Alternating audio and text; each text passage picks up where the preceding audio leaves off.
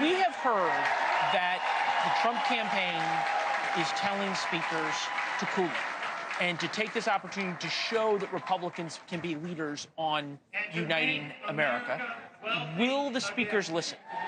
I think they will. Obviously, with Donald J. Trump as our candidate, our nominee for president, our former president, he is leading this party.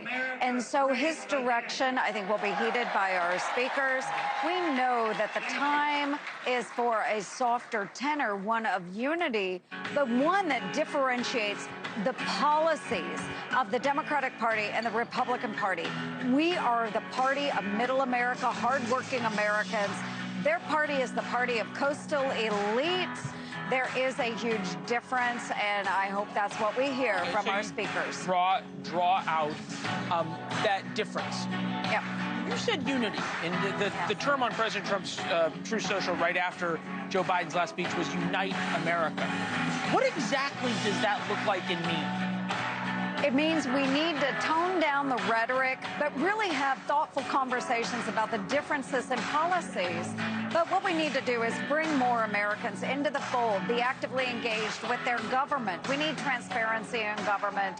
So let's unite around policies that make America great, yet once again, as Donald Trump would. Okay, so I get that, but that sounds an awful lot like just telling Democrats to all get on the elephant train and wander through the cornfields of Iowa. Well, they won't. Right. They won't. But what can we talk about? We can talk about child care. We can talk about energy policy that's sustainable and yet available and affordable for all Americans. It doesn't mean we all have to drive an electric vehicle. So there are a lot of things that will resonate with common sense Democrats that feel their party has left them behind. And look, to be fair, we've talked to a lot of Democrats who feel their party has indeed left them. But the things you just talked about do require compromise from Republicans. Talking about immigration and actually dealing with it rather than talk about it requires compromise.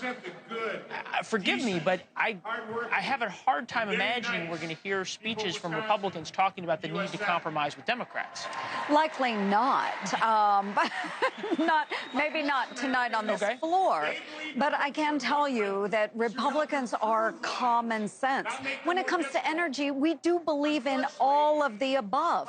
What we don't believe is mandating to the American people. This is the type of vehicle that you will drive within 5 years.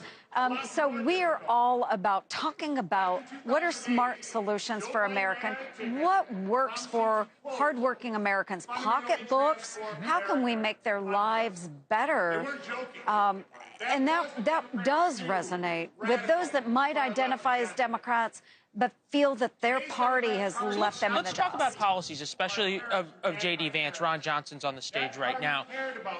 Senator, you know well, J.D. Vance, you're also a veteran. I am. When it comes to American foreign policy, J.D. Vance is the isolationist among isolationists in terms of what he views about Ukraine, how he looks at American foreign policy. That is not the party of Reagan.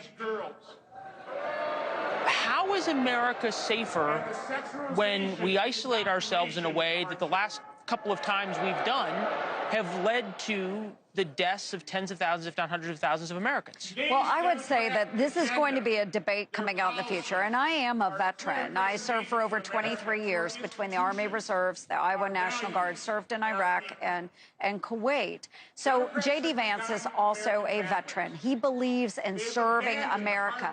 What he doesn't believe in is endless wars, which is very reflective of where Donald Trump is. It doesn't mean that we don't engage globally. It just means that we should focus more on the policies that deter our adversaries. So he is all about focusing on China, pressing back against China so that we don't have to engage. I get that. I get that. I'm old enough to remember the 2012 campaign when Mitt Romney said Russia was the greatest enemy we faced, and he got laughed at. He turned out to be right. Confronting Vladimir Putin and the world, I think you've said it yourself on this program and others that I've anchored, the world is safer when America is leading. That's not the foreign policy that J.D. Vance advocates. Well, it is the policy that Joni Ernst advocates. I know, which I'm trying to point out there is a divide here and a divide in the Republican Party on this. Well, This is not the party of Reagan anymore. But there is a divide, but it is not a great divide. Thanks for watching. Go to joinnn.com to find NewsNation on your television provider. And don't forget to click the red subscribe button below to get more of NewsNation's fact-driven, unbiased coverage.